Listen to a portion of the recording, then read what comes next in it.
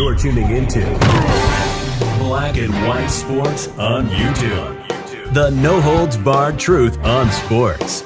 The main event starts. All right, Black and White Sports supporters, let's talk about the Las Vegas Raiders, because now Pete Carroll is catching more heat. Now, he fired Chip Kelly, as he should have. He fired the special teams coordinator, as he should have.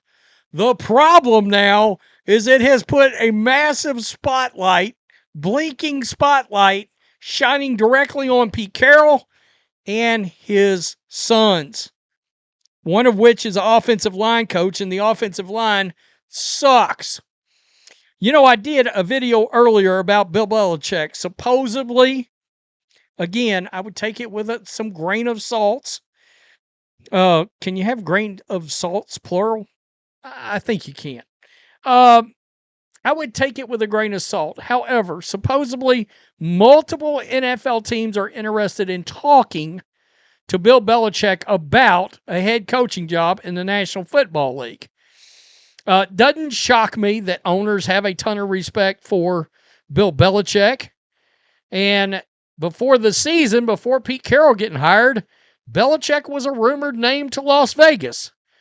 And immediately, a lot of people talked about the connection with Tom Brady, right? Would Tom want to work with Bill again? Yada, yada, yada. Now, the problem with Bill is you got the same issue as you do with Pete Carroll. Bill's actually younger than Pete Carroll, believe it or not. All right? He's actually younger. I mean, I would assume you'd want to go with a younger head coach. I mean, again, I would assume, and I thought the connection there was Tom Brady, and it is, obviously. But the connection is also Jason Light. And, of course, Jason Light was involved with the Patriots when Bill was around, and John Spytek was one of his assistants. And Spytek's the general manager there. Now, I didn't mention this earlier.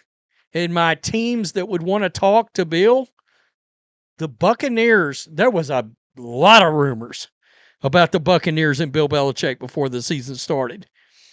That's another team because of the connection. Some people were like, Bill's going to want to go somewhere where the personnel guy is somebody he's familiar with, and there's familiar faces and people he knows.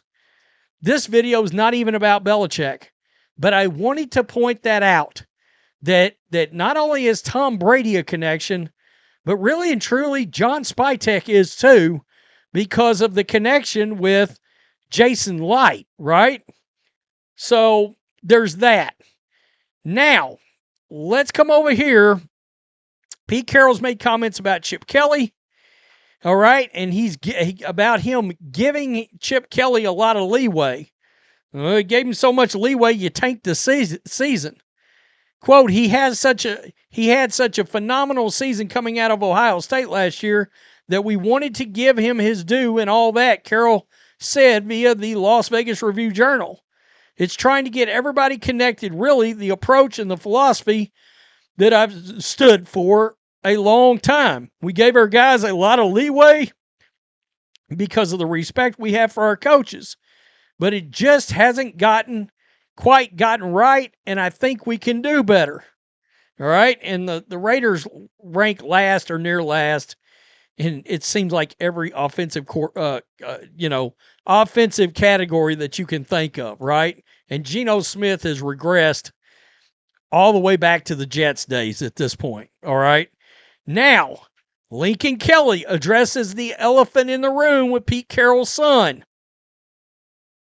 A lot of people are bringing it up. We'll get to Richie Incognito in a minute. Scorching earth. All right. The Raiders have given up 37 sacks on the season, second most in the league behind the Tennessee Titans. 20 in the last 3 damn games. Offensive line coach Brennan Carroll has been able to find little success with the depleted offensive line the Raiders have been forced to roll out over the last few weeks. Carroll, of course, is Pete Carroll's son. From a productivity standpoint, it's hard to imagine he would manage to keep his job in other situations. Former Raiders great Lincoln Kelly addressed the situation on his podcast. Quote, he's the coach's son. I mean, look, I'm not one who wants to mix business with family. Okay, trust me, I don't do that. But at the same time, at this position, something's got to happen. Wow. I'm not that fire guy. I've never been that because, look, I don't want to get into coaching because I don't want to live with my bags packed. But also because of reasons like this, the fact that the players are out there not doing well, sometimes they're in the wrong position. That does have something to do with coaching. At the same point, it also has to do with execution. There were 3 starters on the offensive line that probably wouldn't start for another team in the league if it wasn't due to injuries. You're dealing with that. And look, it's not proved to be beneficial in any way. They can't run block. They can't pass block. It's painful to watch this offensive line. Like I've said, many things are going to happen. I'm not that fire guy. I'm not going to say anybody deserves to lose their job. But there's something to be said when your son works in the same office as you. I don't know how hard that makes it to make a hard decision. Their offensive line has poor communication, poor execution, and they cannot play well together. Ooh, that is not good. Not good. They go on to speculate Brennan Carroll is not going anywhere before the end of the season. So enter in one of my favorites of all time, Richie Incognito. And he responded to the article I just read. He's got to go. Brennan Carroll hasn't developed this group at all. They've gotten worse every single week. 0 progression, 0 improvement. The fundamentals just aren't there. Bad footwork, high pad level, slow hands, blown assignments everywhere. When an O-line looks this lost in week 11, that's 100% on coaching. Why isn't Richie Incognito an offensive line coach with somebody? Anybody want to explain that to me? Maybe he doesn't want the gig. I don't know. And here's the part that drives me crazy. We've got 2 third-round rookies who haven't even sniffed the field because he can't get them ready to play. That's not good. That's the job. Develop young linemen. Coach them up. Give them a chance to grow. Instead, this room has flat out regressed. Nobody knows how to block, and the technique is awful. At some point, you have to hold the position accountable. And look, I know a lot of people can't stand the nepotism part of football, but it's so all over football. I mean, what are you going to say? Gary Kubiak, spawned Clint Kubiak. Well, Clint Kubiak's one of the best offensive coordinators in the league. The great Mike Shanahan, multiple Super Bowl champ, spawned Kyle Shanahan, one of the best offensive innovators and head coaches in the league. All right? Brian Schottenheimer actually looks like a really good NFL head coach. His daddy was one of the best, Marty. Rest in peace, Marty. But Marty Schottenheimer was one of the all-time great coaches. And Brian, guess what? Everybody shit on Jerry for hiring him, but it's looked like it's worked out pretty damn good. He looks like a guy at head coach. So, for me, it's not the nepotism part. I don't give a bleep. I mean, if you've been around football that long, you know some stuff. Because you've been around it your whole life. You've been grown up in it. You've been around the facilities all the time. There's just certain things that are a given for you that other guys may struggle with. However, it's a production business, and if you aren't producing as a coach, shit, your ass got to go. I don't care what your last name is. That's the part, and that's why it becomes awkward. Because I'm sorry, if Pete Carroll is not prepared to fire his own kids, he should not be in that position. If you're willing to fire the other guys, you got to be willing to fire your kid. Plain and simple. I know that sounds heartless. Oh, man, Rhodes, you'd fire your son? Look, I love my son, but if he was shitty at a job I needed him to do, you're gone. I mean, I'm sorry, kid, and I love my son, and he knows. He knows that. Shit, I got to perform or I won't have a job.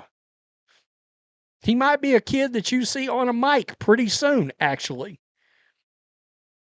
Helping me with some of this football stuff eventually on some live streams. Right here, Cleveland Browns. You see the grade. This is offensive line. 32nd. Las Vegas Raiders, 31st. And look, a lot of this, like I can tell you, the Chargers, the Buccaneers, both these teams normally have a much better offensive line. Injuries. Raiders, injuries. Right? But Richie Incognito's right. If you got 2 third-round linemen you drafted and they can't see the field, that is a failure. That's a failure. I mean, look, third-round picks, generally speaking, are expected to contribute in some way. These aren't 5th, 6th, 7th round picks. These aren't 6th and 7th round picks. If they're third-round picks, you're expected to be at least a swing starter, preferably a starter, at least a very, very solid backup that can be put in. But if they're rookies, yeah, they require fundamental coaching at an NFL level. So, look, firing Chip Kelly was the right decision, but Pete's got to be prepared to go all the way. All the way. He's taking shrapnel now. He's taking real collateral damage now. Tell me what you think. Peace. I'm out. Till next time. Thanks for watching the show. Be sure to like, comment, and subscribe. Be sure to tune in next time on Black and White Sports.